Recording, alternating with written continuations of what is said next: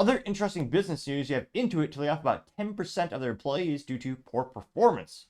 Now, this brought to us thanks to Steve Galeese over at Market Watch. They say specifically, quote, Intuit to lay off 1,800 amid location shuffle and AI investment. Tech software company said it's identified 1,050 employees who are, quote, not meeting expectations. You see a little Intuit building right there with that ginormous logo. And the company, in regard to the feedback, said, quote, to fulfill our mission to power the prosperity of our customers around the world and strengthen our leadership position, we must accelerate our innovation and investments in the areas that are most important to our future success, unquote.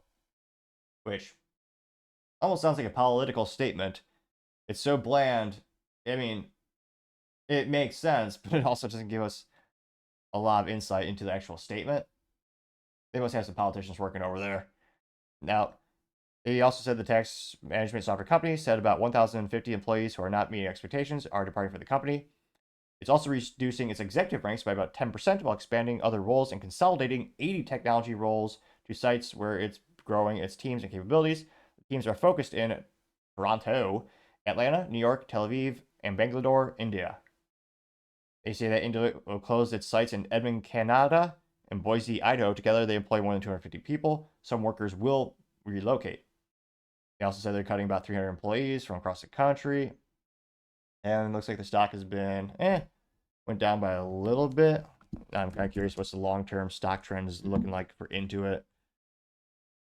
I know a lot of people had given them some critique when they bought MailChimp.com a couple years ago, which, again, actually kind of makes sense from a complementary business perspective. When you look at a lot of the people who utilize Intuit and their other brands that they own, a lot of them are small, medium businesses, individuals who are very, more often than not, I would say those have a higher odds of being prospective customers for technologies like MailChimp, which is an email automation software, to send out email campaigns. And I see that a lot of medium-sized, mid-sized businesses using that particular brand of technology. It looks like their stock is expensive per share, $631.28 per share. Now, in the last week went down about 5%.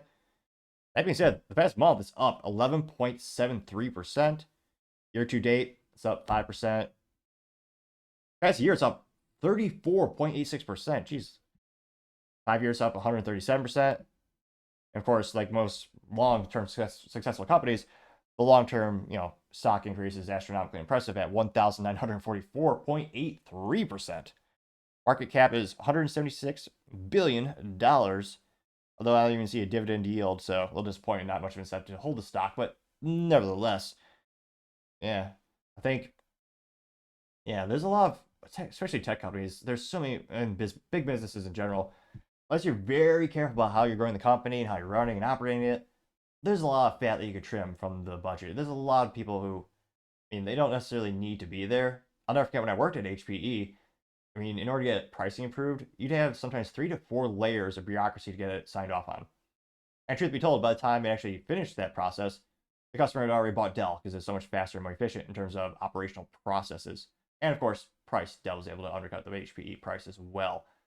And which begs the question, do you really need 4 or 5 people to sign off on that just to get escalated pricing? Ridiculous, to say the least. But it is unfortunate. Hopefully the employees who lost their jobs are going to be able to find some gainful employment at one of the competitors or one of the other similar tech companies. They're not out of employment for too long. Thank you, everyone, for taking the time to tune in. Again, trying to get to 4,000 subscribers by the end of the month. So if you could click that button, I would greatly appreciate it. Also, leaving a thumbs up, thumbs down, or comment is a great way to give me some additional feedback, letting me know how I can make the show better and better. Lastly, don't forget to take the time to tell your family, tell your friends, tell your coworkers, heck, tell your enemies, tell anyone and everyone. Just stay safe, fight the good fight.